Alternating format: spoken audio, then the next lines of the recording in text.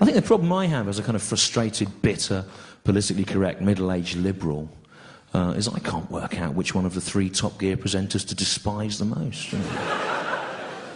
You'd think it would be Jeremy Clarkson, wouldn't you, with his outrageous, politically incorrect opinions, which he has every week to a deadline in the Sunday Times. Almost as if they weren't real. But it isn't, right? Because, you know, I think about Jeremy Clarkson, right, is I think he's either an idiot or a genius, right? He's either an idiot who actually believes all the badly researched, lying, offensive shit that he says, or he's a genius who's worked out exactly the most accurate way to annoy me.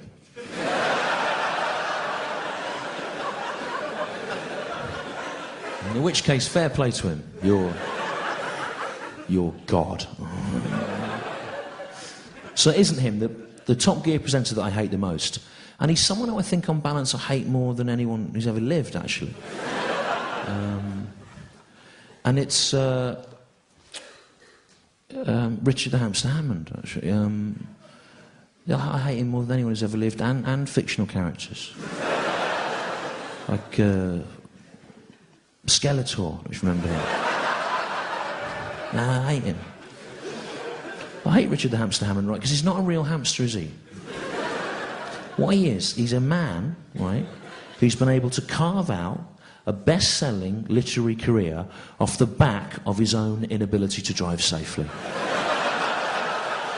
Yeah? Because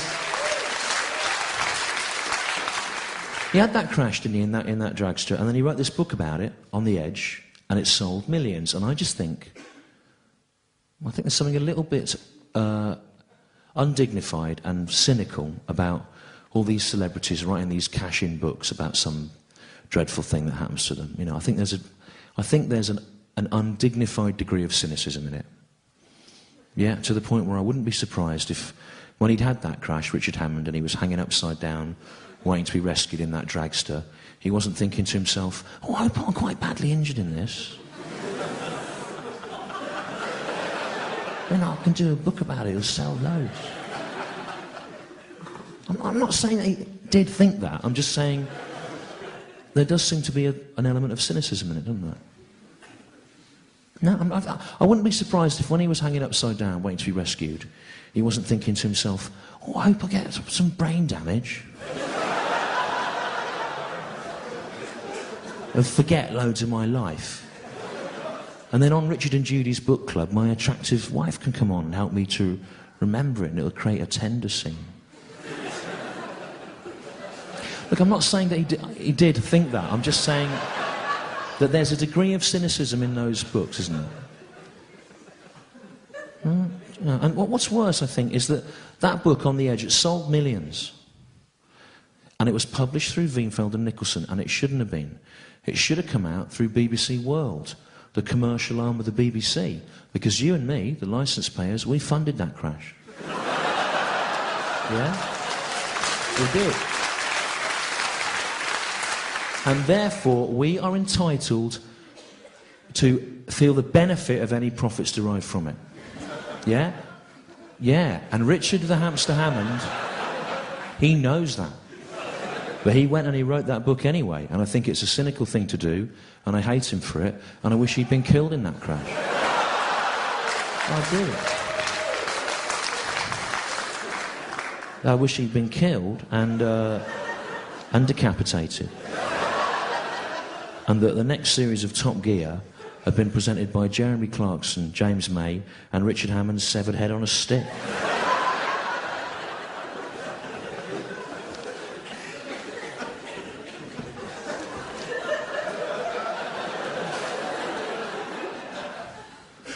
And if that seems a bit much for all the Top Gear viewers, it's just a joke, like on Top Gear.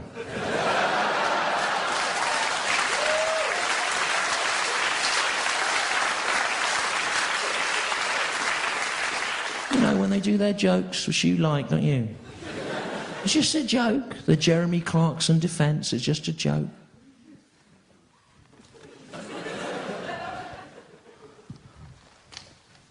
So when I said that I wished Richard Hammond had been decapitated and killed, right? Like when they do their jokes on Top Gear, it was just a joke. But coincidentally,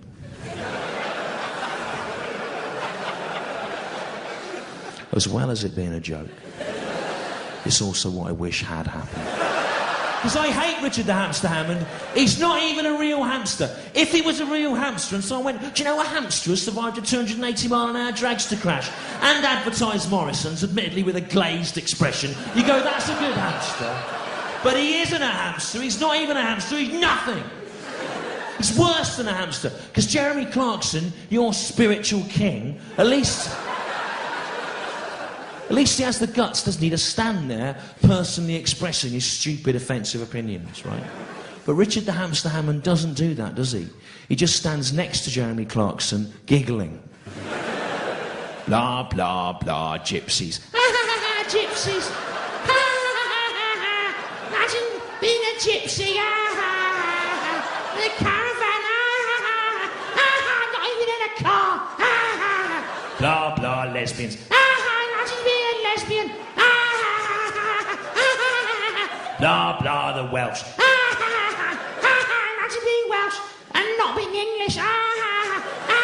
He's nothing. He's like a horrible little shit weasel kid at school.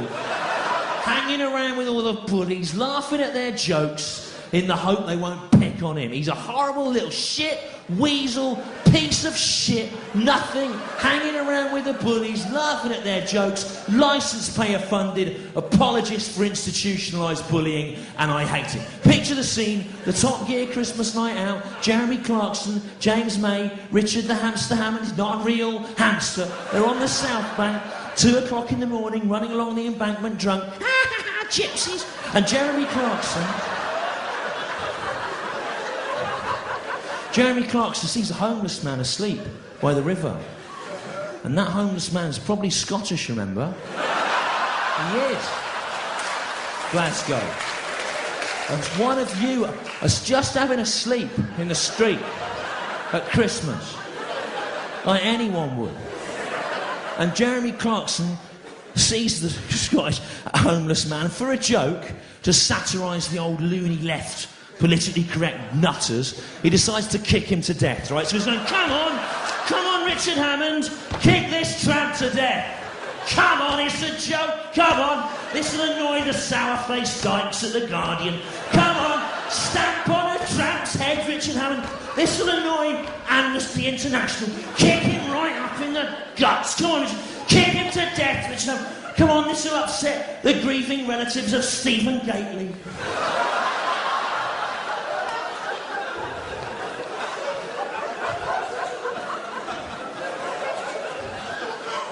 And Richard Hammond's going, no, I'll just stand here and film it on my camera phone. Ha, ha, ha, ha. Gypsies, ha. That's what he is, nothing. A horrible piece of shit. And you don't need me to tell you this. You know it. You know it. This is that famous bit of news footage, isn't it? You can find it on YouTube now, where Jeremy Clarkson and Richard the Hamster Hammond are on some kind of panel in Australia. And Jeremy Clarkson does one of his Top Gear jokes. He says that Gordon Brown is a one-eyed Scottish idiot. Now, by all means, make fun of Gordon Brown's policies. Make fun of him being Scottish at a push, if that is amusing to you. But one-eyed? Right, whatever you think of Gordon Brown, right? He lost his sight as a child. He went blind as a child. And is that a funny thing to do a joke about? I don't know. He went blind as a child. He's got about 30% vision now, I think, which may be why he didn't cross his T's in that letter to that dead serviceman's mother, mightn't it? Yeah? Rather than it being a calculated insult to the dead. Might be blind. I'm not an optician. But if I was the editor of a tabloid newspaper, I would have investigated the blindness. He went blind as a child, and Jeremy Clarkson thinks that is a legitimate... I don't know. If you've got kids or any sort of shred of human empathy, why would you... If you've got kids and they're ill or in hospital, you say to them, you'll be all right tomorrow, it's next day. You try and reassure them.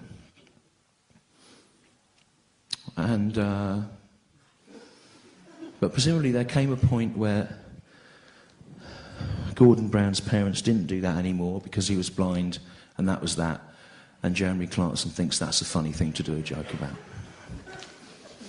Now, Jeremy Clarkson has 3 daughters, and I hope they all go blind. Not one of them in one eye, all of them in all their eyes. Come on, it's just a joke like on Top Gear.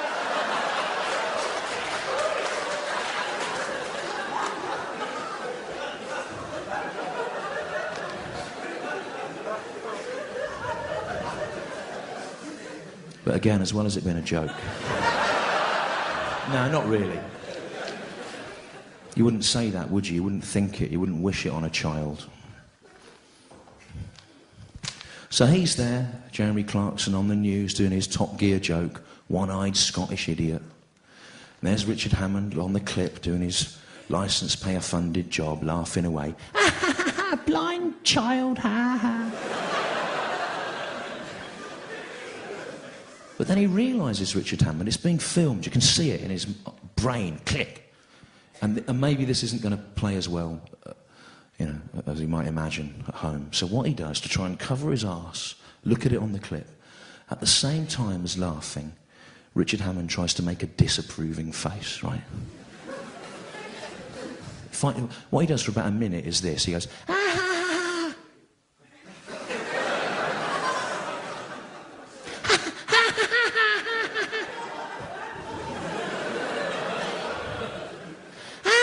Blind child, ah! Find that clip, look at it. It's one of the most pitiful things I've ever seen. Look at Richard Hammond's face in that clip. And what you see is the face of a cowardly man trapped between 2 different forms of cowardice. And I hate him for that. And I wish he'd been killed in that crash. I wish his head had come off and rolled along the track and all shards of metal had gone in his eyes and blinded him. Because that's funny, isn't it, on Top Gear, going blind. And then I wish his head had rolled into a still burning pool of motor oil, but there was just enough sentience left in his spinal column for him to go, oh, that's hot, and then die.